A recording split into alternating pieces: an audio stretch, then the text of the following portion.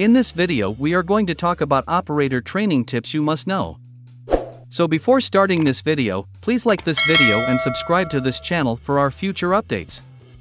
Among those working in the construction and heavy equipment industries, crane accidents are a prominent source of mortality. Crane safety has obviously improved as a result of technological advancements, but overall job site safety is still dependent on the precautions contractors and workers take to avoid mishaps.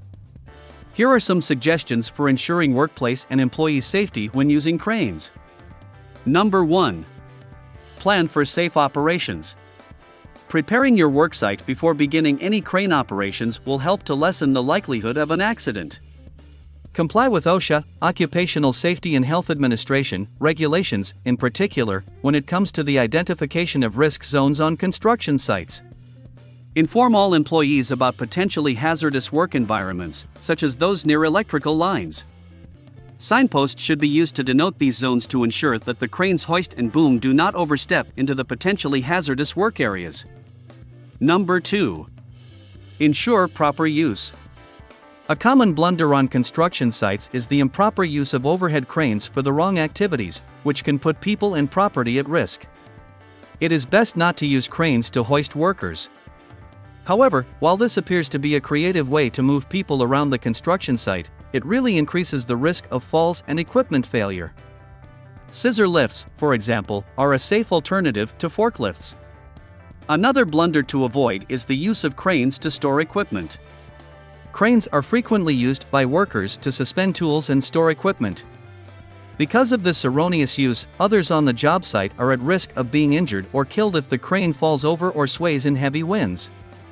Ascertain that all personnel are aware of the necessary practices for equipment storage. Number 3. Avoid overloading. Crane overloading is one of the most common causes of structural accidents and crane damage. If you want to prevent these scenarios, make use of load measuring devices to determine the weight of the cargo and the crane's operational capacity before you start working. When operating a crane, avoid making typical blunders such as loading a boom from the side, dragging and dropping goods, and employing malfunctioned equipment, as these can result in overloading. Number 4. Examine your crane. After you've chosen the right crane, make sure it's in good working order before starting a project. Before each work shift, someone trained in crane inspections should inspect the crane.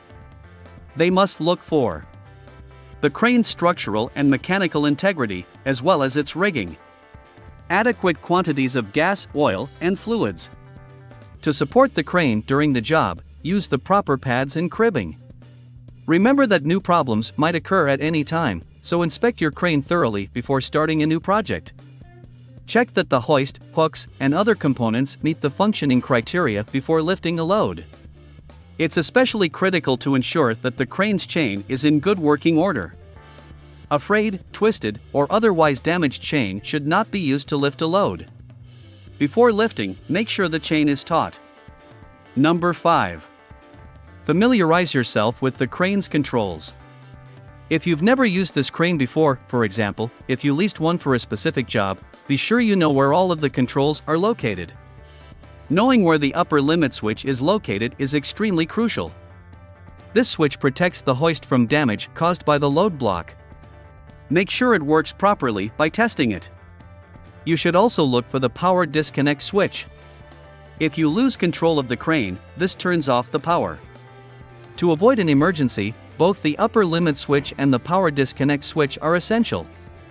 Number 6. Prevent risk of falling materials. Falling materials are a significant hazard on construction sites that employ overhead cranes. Regular preventative maintenance of hoist lines can help to reduce the risk of accidents caused by falling materials. This includes evaluating the hoist's carrying capacity and inspecting it for indicators of wear and tear that could jeopardize the hoist's structural integrity and safety. Loads that are not securely secured might fall on employees, cause property damage, and cause mechanical failure. Regular inspection of machinery should be taken seriously because it can aid in the identification of operational faults and the prevention of potential mishaps. Before beginning crane operations, inspect the hoist, the loading chain, and the hooks to make sure they are in proper operating order and that no damage has occurred.